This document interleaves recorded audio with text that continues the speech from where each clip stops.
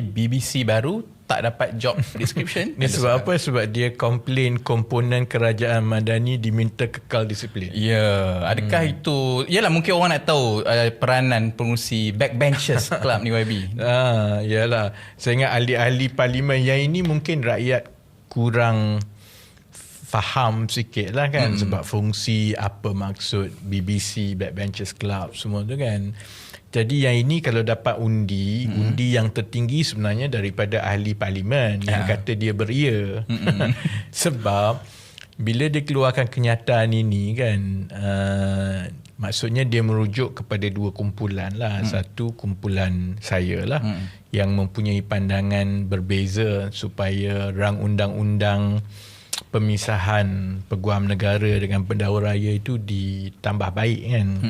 Tapi yang lebih berbahaya tu, dia bagi komen dan juga ingatan ini, minta kekal berdisiplin ini, dia bagi kepada DAP. Oh ya, dia respon kepada DAP. Dia respon kepada DAP kan.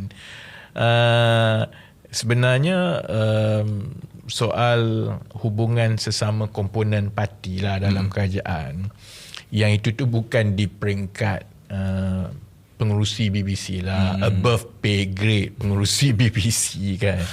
Dia diuruskan kalau di antara PKR, Amanah dengan DAP, dia diuruskan di peringkat Majlis Presiden PH.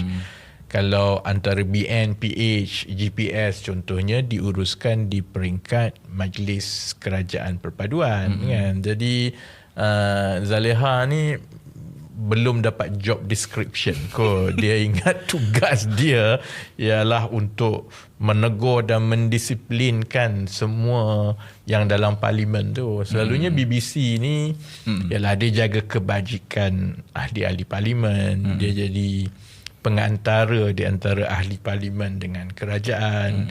Itu pun bukan yang bersabit dengan dasar sangatlah, kerana memang sudah ada jawatan kuasa rasmi dekat parlimen kan. Ada JKPK, jawatan kuasa pilihan khas JKPK kan, bagi setiap kementerian kan. Jadi tak apa, memang beria dia untuk menjadi pengurusi, beria dia jadi pengurusi BBC ni.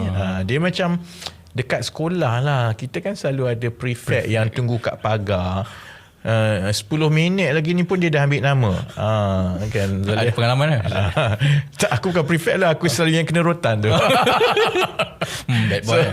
Sebab tu aku selalunya sangat sensitif dengan prefect-prefect yang ambil nama terlalu cepat ni. Tunggulah dulu kan.